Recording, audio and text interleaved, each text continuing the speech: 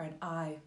Being in our bodies. We want to be in 5D. We need to be in our bodies, you know? We need to be in our bodies. Otherwise, we're in our heads. And when we're in our heads, we start thinking the whole time. We start like second guessing ourselves. We start worrying. We start doubting. So to get into our bodies with 5D, I found, you know, to ground ourselves, to have roots coming down into the earth, golden white light, feel like a tree with beautiful roots. But also to dance, to do yoga, to exercise. I think that's why so many of us on a spiritual path love to dance. We're big into yoga, exercising, walking. You know, it's whatever form works for you. But being in the body is really important, and practicing it. You know, we are spiritual warriors. You don't fall into 5D by accident. You might do. Blessings upon you. My path has been through, you know, the work and the journey and the self-realization and self-liberation. So it's like taking the time regularly to be in the body. If you're feeling out of whack, go exercise, go to your yoga, dance. I love to dance and meditate at the same time. It's one of my favorite practices. It's something I hope to share someday. But be in the body, and be in the body fully here. Yeah, in the now. In the body, in the now. I was in New Zealand in 2011. I'd gone over for a few months for a few gatherings, and I was trying to figure out, well, just my spiritual path. I'd kind of left New Zealand, gone back to Ireland, gone back to New Zealand for a few gatherings, and then I was going to India. So at one point I was in a beautiful place. It was February, which is summer in New Zealand. I'd been at the most amazing festival called Illuminate, which I encourage everyone and anyone who loves spirituality and music to go to. It's in the South Island of New Zealand. For a week long, there was a 24/7 drum circle, and there was amazing world music and human beings and talks and sharings. So after this, I went to a place called Karamea, which is the top of the north of the South Island, and it's a road that literally goes nowhere. So it's a very old land. No one like drives through Karamea. You go there for a reason because there's nowhere after it. The road ends. For me, it's like dinosaur land. And I met this beautiful woman, and she lived off the land. She had this huge vegetable patch, this little cabin, and a massive outdoor kitchen, which was basically wooden counters and a fire. And that's where I found the love for, you know, to live that way. I would love to have an outdoor kitchen and live that way. So I'm in Karamea, and she decides that she's going up north to visit some people. Some other people were there. They all disappeared off. And I decided I was on my way to Christchurch. I'd stayed with her, gone, on my way to Christchurch, stopped off at her house, property, and I decided, fuck it, I'm not going to go to Christchurch, I'm going to stay here. It's so beautiful, you know, it's river, hills, no people, just it's so beautiful. And so she has this little shack, and I go into her shack and I pull out a book, and it's by Osho. And I'm just flicking through the book, and at this stage I was so, you know, I had just done Vipassana before Illuminate. I was so committed. I'd taken a massive commitment to like awaken, and you know, I was like, oh, I want to be enlightened. I'll do whatever it takes. And I was reading this book by Osho, and it was like, well, those who are like, I can't remember the exact quote, I have looked for it, I can't, but this is what it stimulated and what helped me realize, you know, those who are seeking enlightenment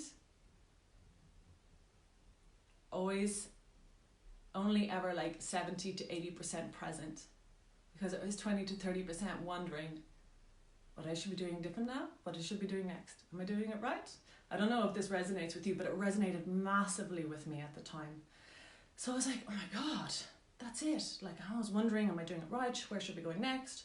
So I wasn't fully present in a moment.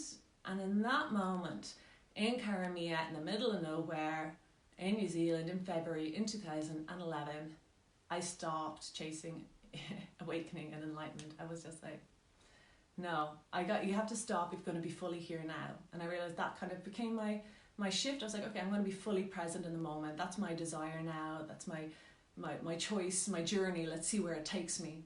So, you know, being fully present cannot be underestimated, because if we can just be fully present and relaxed, everything's already here. So a lot of what I say is actually just about that coming together. Fully present, relaxed. When we're relaxed, we're fully present, we receive our guidance, we connect, we feel, we know, and we're naturally in a state of love and peace. So Osho really helped me just stop chasing that and to be fully present now. And it's something I still work with, being fully present now and just being 100% here. So wherever we are, just being 100% here in the body. And that in itself brings a massive place of peace, stillness, and of connection. Yeah, because the 5D is all about this connection, going from separateness to oneness. This connection arises. We're not in the mind, we're fully present here. Heart is a good place to hang out, but so is wherever you are in your body that feels good to you. Just bringing your awareness into the body. We call it like chilling out into the present moment. Yeah, we don't speed up into the present moment, chill out. That's been my path anyhow. When we find ourselves in the present moment, we can begin to move like a flow and a feel, like we're fluid motion. All right, relaxed in our body. We've forgiven everybody.